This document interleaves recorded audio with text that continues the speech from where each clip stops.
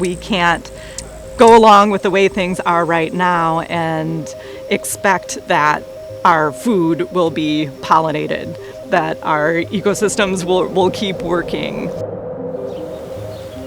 To keep these pollinator populations going, we need to take pollinators into account and give them the support that they need.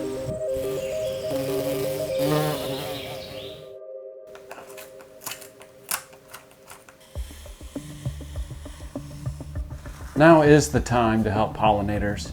It's the most critical time there has ever been. Humans more than ever are encroaching on their habitat and the way pollinators survive. Every day, the decisions we make, when we buy food at the grocery store, how we treat our yard, what plants we grow, how we fight climate change, all of these things are impacting the ecosystem and affect pollinators.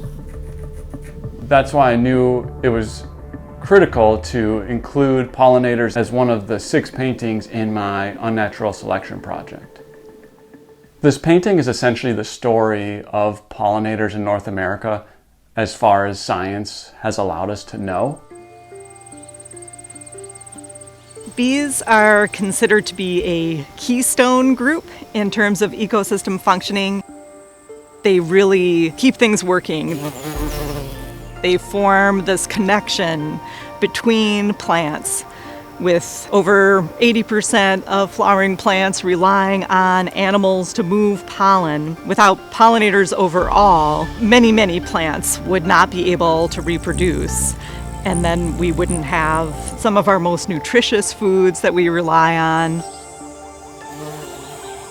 Pollinators are keeping countless animals fed. They're keeping those plants going to filter water and build healthy soils and really keep our ecosystems rolling along. We're still really in an information gathering phase for most of the different kinds of pollinators. There's a huge diversity of bees and other pollinators. Just with bees alone, there's 20,000 species in the world. A lot of times we're just figuring out what we have and where they are, and it's really difficult to know how they're doing. For most of them, we just don't have enough information. One of the groups we know a lot about are honeybees because they are mostly managed. Most of the species of pollinators are not managed and are more difficult to track. One of the pollinator groups we know the most about are bumblebees. For them, we're seeing declines in about 1 out of every 3 species of bumblebees, and that's across the globe. I began working on this painting in June of 2020. I started doing the research. Once I felt I had a good understanding of the current situation facing pollinators, that's when I began writing it out on paper.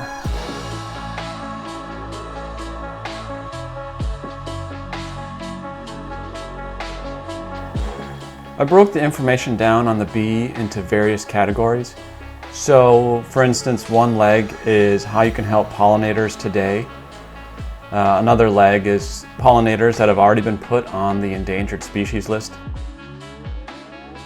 The body, for the most part, is made up of challenges that bees and pollinators are facing right now. Habitat loss is a big problem, both flowers for food as well as places where they would make nests. Habitat loss makes exposure to pesticides worse. If they don't have enough flowers and enough nutrition, they're less able to process and detoxify pesticides that they're exposed to. Climate change is a big problem. Pollinators are not able to survive where they used to be. There are extreme weather events that are causing direct mortality through things like fires or floods or droughts. In addition, there are problems with diseases and pests.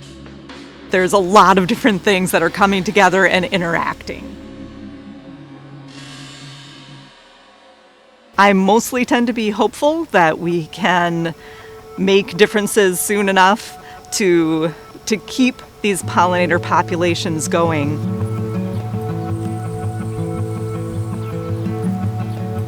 I hope when people see this big bee across the room hanging on the wall, and as they get closer and the words start to reveal themselves, and they start to read those words, I hope that they leave inspired to take action, learn more, and to care about pollinators, and to share information about them. Now is the time for people to do all that they can to help pollinators.